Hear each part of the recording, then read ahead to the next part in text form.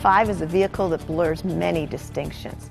It has a sliding door like a minivan, but it's obviously not as big as your average van. It's more the size of a hatchback, but it's got a lot more room inside.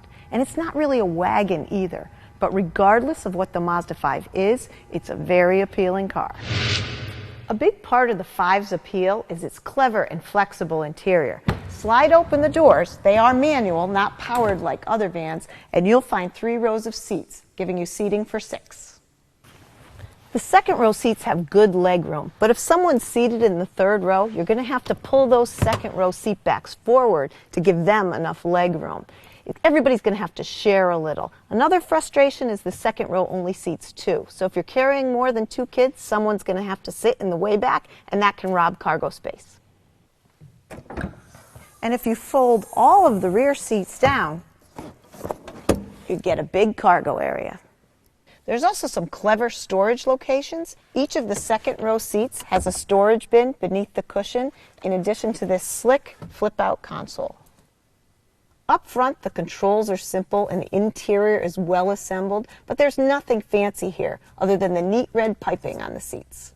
The front seats are supportive, but they're a bit small, and the console that surrounds the shifter is really wide so that you hit your knee against it.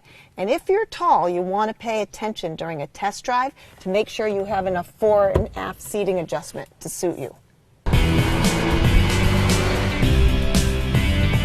Just because the Mazda 5 is practical doesn't mean it's boring to drive. It's actually quite the opposite. It's based on the Mazda 3, and it gets a lot of those fun driving characteristics. The steering's quick and responsive with good feedback. Makes it really fun to drive on twisty roads.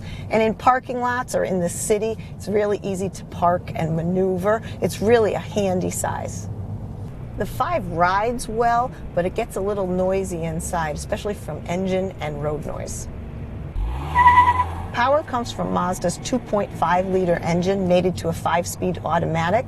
If you want a little more driving interaction, you can also get a manual. The 5 is really peppy with 1 or 2 people aboard, but when you start to fill up the seats, the engine really starts to have to work hard. You feel it especially on hills. There's just not a lot of reserve power there. But the upside is it's got really impressive fuel economy for a car that has this much room.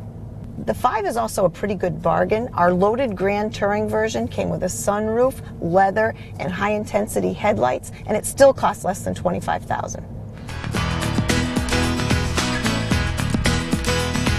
Even though the Mazda 5 may be hard to classify, there's no denying that this minivan is practical, economical, family transportation that's also fun to drive.